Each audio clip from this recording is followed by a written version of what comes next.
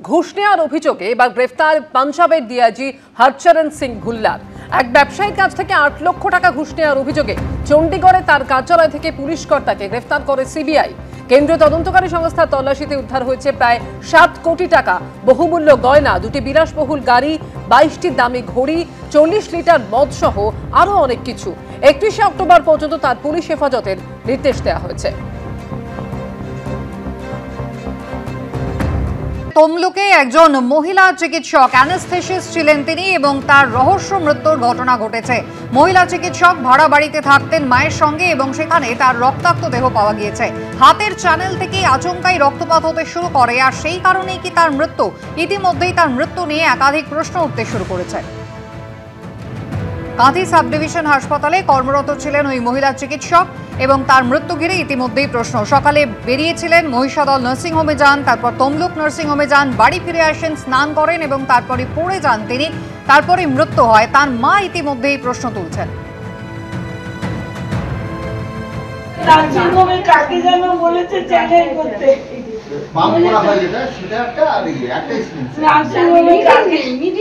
নার্সিংহোমে কাকে বলেছে নাকি চ্যানেল করে দিয়েছে, তারাই করে দিয়েছে।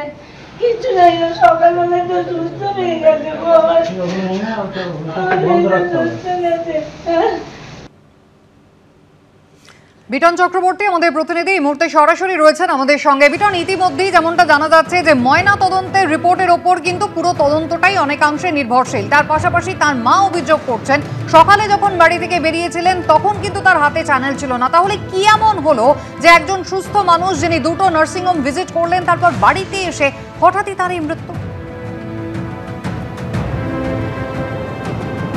দেখো কুসুমিতাই, এই প্রশ্নটাই কিন্তু ভাবাচ্ছে, কারণ এই প্রশ্নটা যেরকম মৃত ডাক্তারের মায়ের, এই প্রশ্নটা কিন্তু পুলিশের।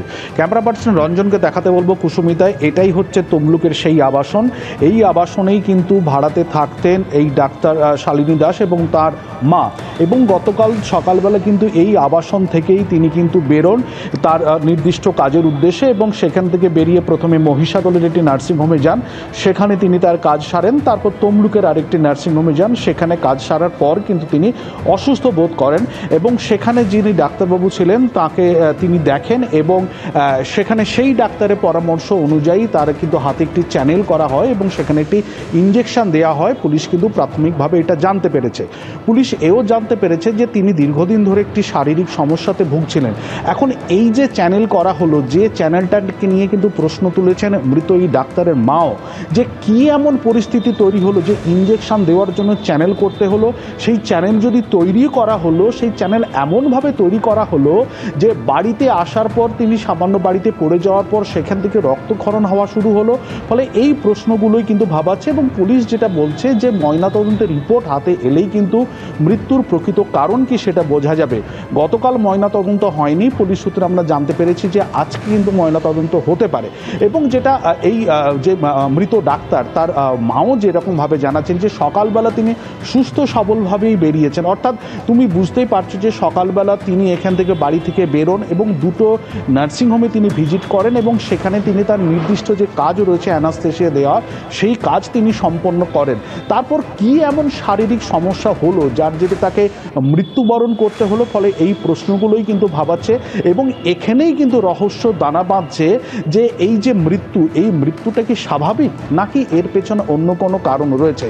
কেননা বাড়িতে তিনি ফেলেন এবং সবথেকে যেটা আশ্চর্য বিষয় যে পুলিশ যেটা জানাচ্ছে যে তমলুকের নার্সিংহোমে তিনি ওই চিকিৎসা করানোর পর তাকে ইঞ্জেকশন দেওয়ার পর তিনি সুস্থ বোধ করার পর কিন্তু তিনি নিজেই বাড়িতে তার মাকে ফোন করে জানান যে তিনি বাড়ি ফিরছেন এবং তিনি সেই মতন বাড়িতেও ফিরে আসেন। বাড়িতে ফিরে এসে স্নান পর্ব সারেন। তারপর তিনি যখন স্নানঘর থেকে বেরিয়ে তার মায়ের সঙ্গে কথা বলার জন্য যখন রুমের মধ্যে আসেন তখনই হঠাৎ কিন্তু তিনি পড়ে যান এবং তিনি পড়ে যাওয়ার পর কিন্তু সেখান থেকে অসুস্থ হয়ে পড়েন এবং হাত থেকে রক্তক্ষরণ হতে শুরু করে এবং পাশের একটি যে নার্সিংহোম রয়েছে সেখানে তাকে নিয়ে যাওয়া হয়।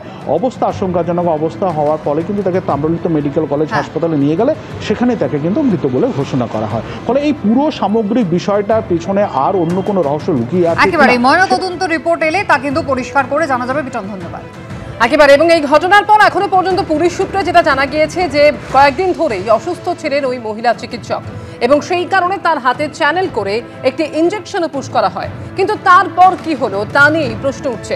আচমকা 30 বছর বয়সী মহিলা চিকিৎসকের মৃত্যু হলো কিভাবে? পুলিশ আপাতত ময়নাতদন্তের রিপোর্টের অপেক্ষায় রয়েছে।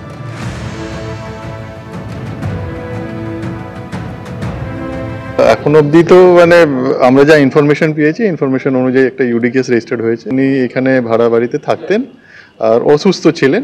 ওনার হাতে চ্যানেলও লাগানো ছিল যখন ওনাকে শিফট করা হয়েছে হসপিটালে। ইতিমধ্যেই অস্বাভাবিক মৃত্যুর মামলা রুজু হয়েছে, পুলিশের পক্ষ থেকে এমনটাই জানানো হয়েছে এবং ময়নাতদন্ত রিপোর্টের জন্য কিন্তু তারা অপেক্ষা করছেন। কিন্তু কি এমন ঘটেছিল?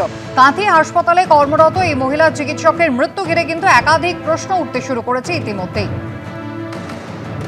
জিলাম করঞ্জাই আমাদের সঙ্গে এই মুহূর্তে টেলিফোন লাইনে রয়েছেন। জিলাম, চিকিৎসকের রহস্য মৃত্যু ঘিরে একাধিক প্রশ্ন উঠতে শুরু করেছে। তার কি আগে থেকে কোনো শারীরিক সমস্যা ছিল, কি জানা যাচ্ছে? একদমই আরজিকর মেডিকেল কলেজ হাসপাতালের প্রাক্তনী এই অস্বাভাবিক মৃত্যু হওয়া চিকিৎসক, যার মৃত্যু নিয়ে তদন্ত চলছে। এবং যেটা জানা যাচ্ছে, আরজিকর মেডিকেল কলেজ হাসপাতালে অ্যানেস্থেসিওলজি নিয়ে তিনি পোস্ট গ্রাজুয়েট করেন এবং সেই পোস্ট গ্রাজুয়েট করাকালীনই তার হাইপার টেনশনের সমস্যা ছিল এবং এই হাইপার টেনশনের সমস্যার কারণে তাকে নিয়মিত রক্তচাপ নিয়ন্ত্রণের ওষুধ খেতে হতো। এবং সেই বিষয়ে তার যারা সহপাঠী এবং সহকর্মী যারা ছিলেন তারা প্রত্যেকেই অবগত। তারা এটাও জানিয়েছেন যে এই যে পড়া এখানে তিনি যখন পঠন পাঠন করছিলেন আরজি করে, তখন তার মায়েরও অসুস্থতা নিয়ে সে যথেষ্ট চিন্তিত থাকতো এবং এই বিষয়টা যে তার উপর একটা চাপ সৃষ্টি করছে সেই বিষয় সম্পর্কেও তার সহপাঠীরা অবগত ছিল। যদিও এই গতকালের ঘটনাটার বিষয়ে কি কারণে হয়েছে তা নিয়ে প্রত্যেকেই দ্বন্দ্বে আছেন। তাদের অনেকেই ভাবছেন যে এই অসুস্থতার কারণে হয়েছে কিনা সেটা নিয়ে তারা বিভিন্নভাবে চর্চা করছেন। যদিও তাদের প্রত্যেকেরই বক্তব্য যে এই চিকিৎসকের বয়স অত্যন্ত অল্প ছিল, প্রাণবন্ত ছিল এবং তিনি সকলের সঙ্গে মেলামেশা করতেন, সাহায্য করতেন এই বিষয়টা, এবং পরিবারের সম্পূর্ণ দায়িত্ব তার ঘাড়েই ছিল। তার বাবা এবং মা দুজনে ছিলেন এবং বাবা তার পড়াশোনা করাকালীনই মারা যান এবং তারপরে পুরো পরিবারের দায়িত্ব তিনি নিয়েছিলেন। তেমনটাই আরজিকর মেডিকেল কলেজ হাসপাতালে তার যে সহপাঠী এবং সহকর্মীদের সূত্রে জানা যাচ্ছে। জিরাম, ধন্যবাদ।